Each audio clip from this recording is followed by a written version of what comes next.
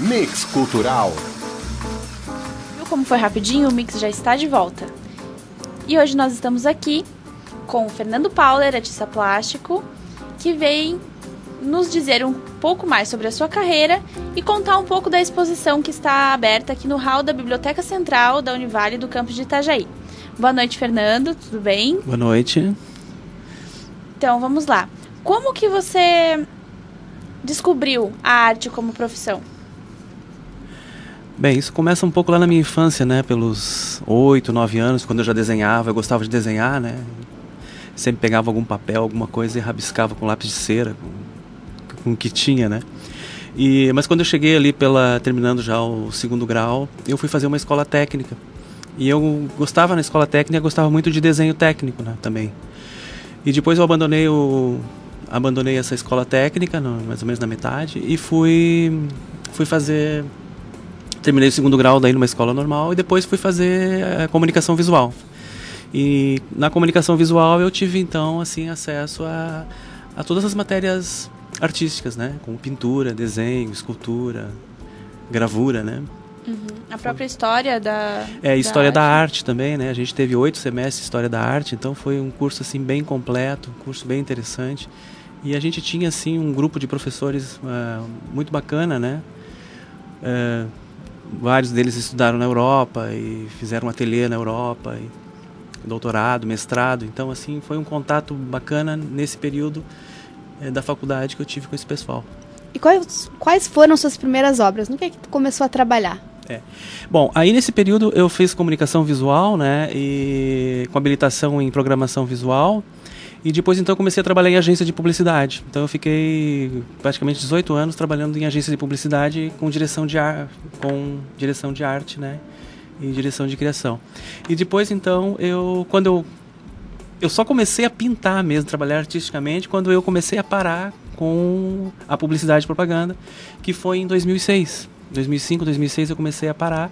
Então eu comecei a pintar. Arrumei como uma nova atividade a pintura. E nos seus trabalhos, o que você costuma levar para o público? Quais as características, cores, formatos que tu contém as suas obras? Eu sempre tive assim, uma influência assim, muito grande assim, da arte abstrata. Eu sempre gostei do abstracionismo, até porque eu acho que isso vem um pouco da comunicação visual, dessa coisa de sintetizar as coisas, né? Trabalhar com programação visual.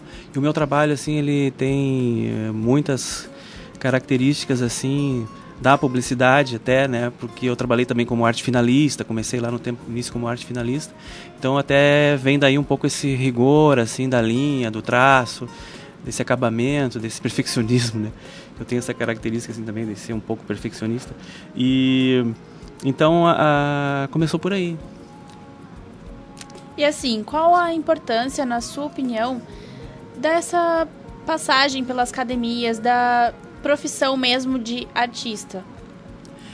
A academia, assim, principalmente na Universidade Federal de Santa Maria, que foi quando eu fiz comunicação visual, ele me deu assim, um embasamento muito bom assim, na parte teórica. Eu acho assim, que toda a parte de história da arte, né, de psicologia da arte, da filosofia da arte, isso assim, foi super bom, porque assim, eu acho que me completou assim, já de início, né, algumas curiosidades que eu tinha assim. E com relação à técnica também, eu acho assim que eu pude, nesse período da comunicação visual, eu pude aprimorar bastante a técnica, né? Quando depois eu fiz o meu segundo bacharelado, que foi artes visuais, que eu fiz na Unesc, em Criciúma, né? Então eu acho assim que eu tive contato assim com algumas coisas mais assim como vídeo, fotografia, a performance, né, a música. Então, eu acho que isso, assim, eu entrei um pouco mais também na arte contemporânea mesmo. Então, foi a abertura, assim, para outras artes? Foi uma abertura para outras linguagens, vamos dizer assim. A academia serviu, então, para ti como uma base, um suporte para tu começar a aprimorar o teu perfil artístico com o que tu ia produzir. Exatamente. E falando um pouco sobre as técnicas, que você disse que a parte teórica, qual as técnicas, assim, que você utiliza hoje? Que você foi se aprimorando, foi dando as suas características, mas as técnicas que você usa hoje, quais são? Eu acho assim que uma base assim boa, eu sempre digo que para todo artista, assim, eu acho que a base tem que ser o desenho, né? Então, assim, eu comecei pelo desenho, comecei por todo tipo de desenho, né? Desenho técnico, desenho acadêmico, o desenho de figura humana, desenho de objeto, desenho de paisagem, então o desenho. E depois, então, assim, além do desenho, foi ir acumulando algumas coisas mais, assim, como daí usando outros materiais. Então, vem o carvão, vem o lápis, vem o pastel oleoso, giz de cera, né? E daí entra depois, então, as tintas, né? Você trabalha com acrílica, com óleo. Então, eu acho, assim, que esse conhecimento de ter esse acesso, assim, às técnicas e poder também, não só porque assim você recebe aquela orientação de como você usa o material, de como você faz o material, mas o legal assim da academia é que você, nem sempre, eu queria dizer que nem sempre conhecer a técnica era o mais importante. O mais importante era a criatividade. Eles incentivavam muito a criação, entendeu? Era você criar o seu próprio estilo. O que eu acho interessante também é que assim, a academia ela te passa a teoria, te passa a utilização dos materiais, mas nada melhor como a criatividade e a experimentação dos materiais. Sim. Aquele mesmo material pode ser usado de uma forma diferente, dando um acabamento diferente. Eu acho que eu fiz o meu curso faz bastante tempo, né? Então acho assim as academias, as faculdades, vamos dizer assim, de qualquer arte, hoje mudaram muito, né? Hoje sempre você tem a internet, quer dizer, hoje você pode pesquisar um material, você pode pesquisar um artista, e às vezes tem vários artistas usando o mesmo material e fazendo coisas totalmente diferentes, ou às vezes até coisas muito parecidas. Então eu acho assim que essa coisa da internet, principalmente eu falo muito da internet, porque isso ajudou a gente ter conhecimento. Se às vezes tem uma pessoa lá do outro lado do mundo que está fazendo um trabalho muito parecido com o teu, está usando uma técnica muito parecida com a tua, ou tem uma linguagem, ou tem uma proposta, uma poética assim muito parecida com a tua, e aí a gente vê assim como o mundo é grande, como tem pessoas, e como tem ideias, e como tem coisa para ser criada, né? E como uma coisa pode se basear na outra e pode haver essa troca de informação também, né? E principalmente na técnica, né? Porque tem sempre... Eu, por exemplo, estou sempre procurando alguma forma diferente de fazer o meu trabalho. Seja no conceito dela, na ideia, como na técnica que eu vou apresentar, né? No momento eu trabalho com pintura, né? Em acrílica. Mas, assim, nada me impede que eu saia do acrílico e vá para o óleo, ou vá para uma colagem, ou vá para alguma coisa. Porque, no fim, tudo é arte, né? O artista também passa por essa fase, né? Ele tem fases durante toda a sua carreira. Sim. E falando em fase, eu quero falar um pouco do computador, né? Porque eu comecei a usar o computador em 92, né? Foi quando o computador assim começou a ser introduzido nas agências de publicidade. Porque até então, o computador era uma coisa limitada só aos grandes centros, né? São Paulo, Minas, Porto Alegre. E só as grandes agências tinham computador. Então as pequenas, médias agências não tinham computador, fazia tudo manualmente. Então nesse período eu comecei em 92, eu comecei a usar os programas, Photoshop e tal. E hoje eu vejo assim que o computador, né?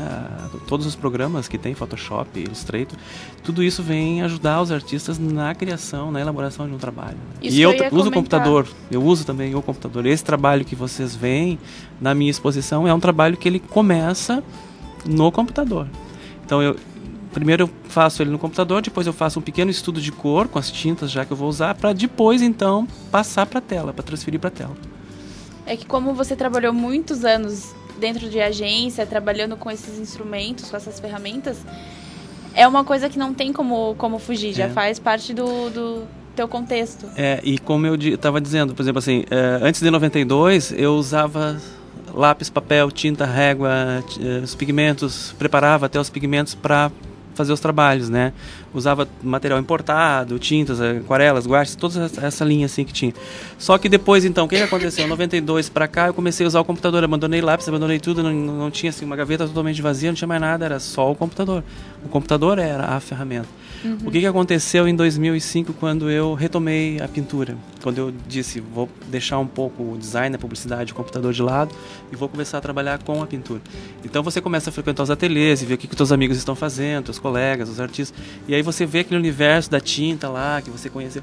Então eu parei com o computador para poder voltar para tinta, para o pigmento, para a tela. E deu uma mudança, né? Tu deve ter sentido uma mudança. Agora então eu grande. consegui chegar num meio termo, né? Assim, que é usar o computador para algumas coisas, mas finalizar o produto final com a tinta, né? Agora vamos falar um pouquinho sobre a exposição. Sim. da Cores do Mundo.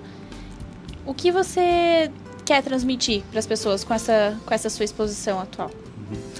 A exposição assim das Cores do Mundo, eu quero falar um pouco Na verdade, assim, eu sempre digo que eu quero falar, não é eu quero falar. São coisas que eu pintei baseadas assim um pouco na memória da minha infância, né? Então, assim, às vezes eu sentia assim que tinha algumas coisas para contar, algumas coisas para dizer, porque eu tive uma infância tão bacana, assim, tão legal. E eu precisava, assim, quando eu escolhi o tema, infância, memória, lúdico, né? Eu comecei a pensar nas cores. Então, a primeira coisa assim que eu quero uma coisa simples, eu quero uma coisa que não muita cor, né? Então eu fui para o primário, eu fui para as cores primárias. Então eu usei as cores primárias porque seja assim que eu tô com uma filha de 2 anos e 9 meses, então veja assim, ela está aprendendo as cores com 2 anos e 9 meses, ela já sabe as cores, sabe o que é o amarelo, o que é o azul, o vermelho, o rosa, né? O roxo. Então eu digo assim, e eu vejo assim que essa coisa é o começo, né?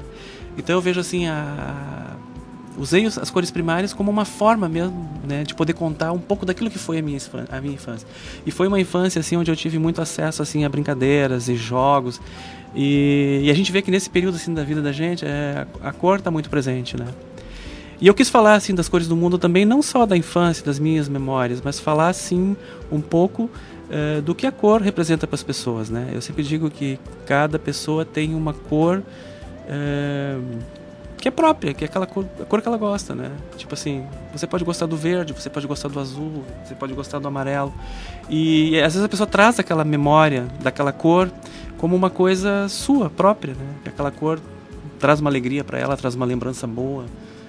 A subjetividade de cada ser. A subjetividade, né? E principalmente assim fazer esse resgate, que as pessoas possam também fazer um resgate olhando as minhas memórias, buscar um pouco da memória delas, da infância que elas também tiveram. Eu ia comentar também, porque apesar de ser abstrato, de ser totalmente subjetivo a você,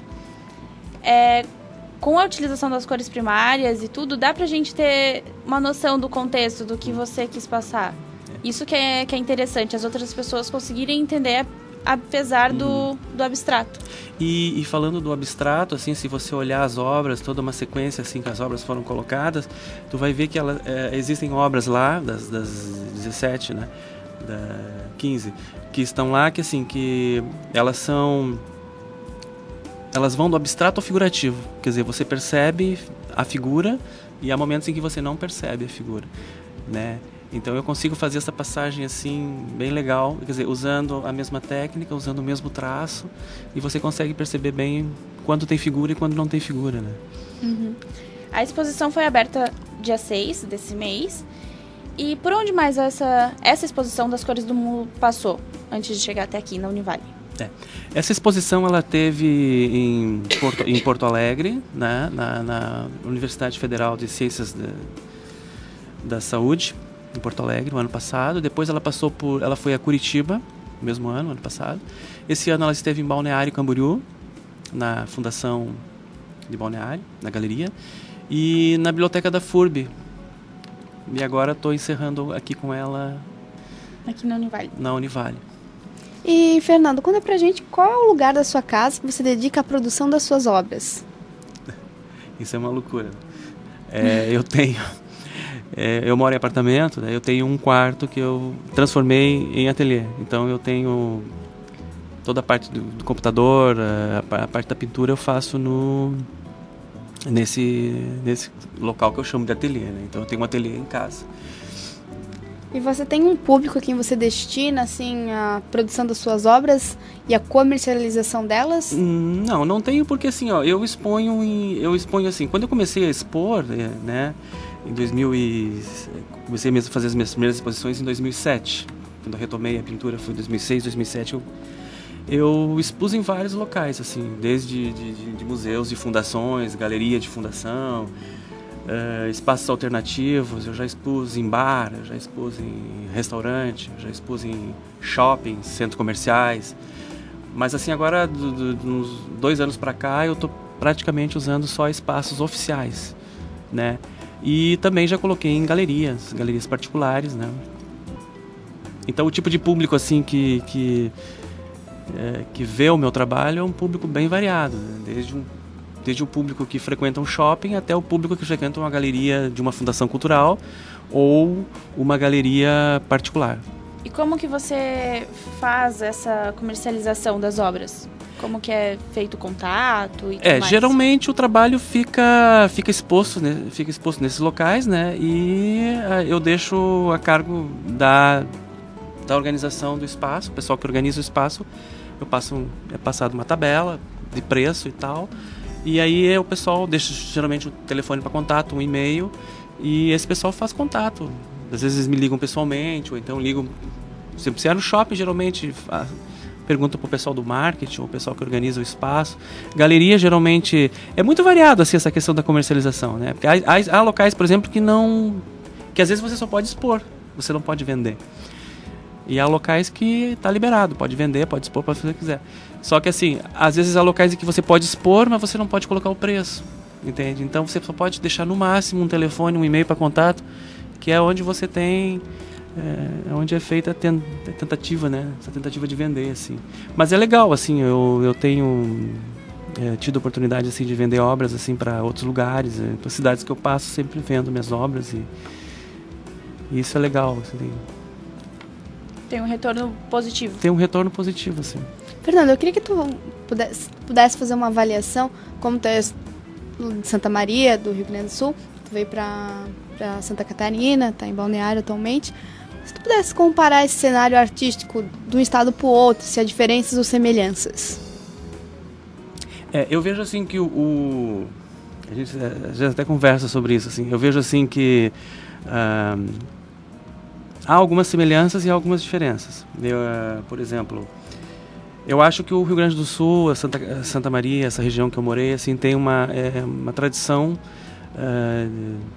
nas artes assim um pouco mais forte, porque tem uma universidade, né? Tem um curso de design que é mais antigo, tem um curso de artes plásticas que vem da década de 60, 70 aí e tal. E eu vejo assim que Santa Catarina é um pouco mais novo, assim. Hoje você vê muita gente nova já atuando na arte contemporânea, na pintura, no desenho, salões, assim. Santa Catarina tem umas coisas bacanas assim que estão acontecendo, né? Principalmente assim a nível de Florianópolis. Itajaí é uma cidade legal porque tem um salão que é organizado aqui e isso é bacana. Eu acho assim que tem algumas coisas que Santa Catarina assim está na frente, né? Agora sim, para encerrar, vamos lá. Quem está nos ouvindo, que quer trazer a tua exposição para algum lugar, que quer conhecer um pouco mais sobre o teu trabalho, como que eles entram em contato contigo? Essa exposição ela está encerrando agora dia 30 de novembro, né? E a visitação aí é de segunda a sexta, das 8 às 22. Das 8 às 22 e no sábado das 9 às 18 horas. Das 9 às 18, né? Depois então ela encerra no dia 30, eu ainda não sei o que eu vou... Não tenho nada programado para esse ano, porque o que eu tinha programado era só até aqui. Eu tenho agora só uma exposição coletiva que eu vou participar com o grupo de artistas plásticos que eu faço parte, da API, né? Que vai ser no dia 23 de novembro na casa de abertura da Casa de Brandão, né? Então vai ter um evento grande com os artistas locais e eu estou fazendo parte da API já. E depois então eu participo de uma coletiva com o outro grupo que eu faço parte, que é o GAP, o Grupo de Artistas Plásticos de Balneário, que vai ser dia 8 de dezembro, que é o fechamento. A galeria Balneário está ganhando uma galeria nova, então vai ter também uma exposição coletiva lá. Ah, muito legal.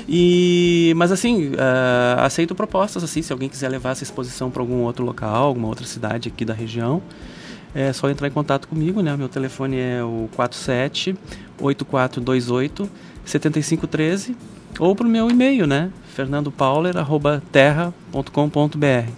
Ótimo, então tá aí o contato, se você quer conhecer um pouco mais sobre o trabalho do Fernando Pauler ou levar a exposição até a sua cidade. Então vamos lá, boa noite, muito sucesso na exposição, em toda a sua carreira. E obrigado pela oportunidade. Obrigado você pela presença, boa noite.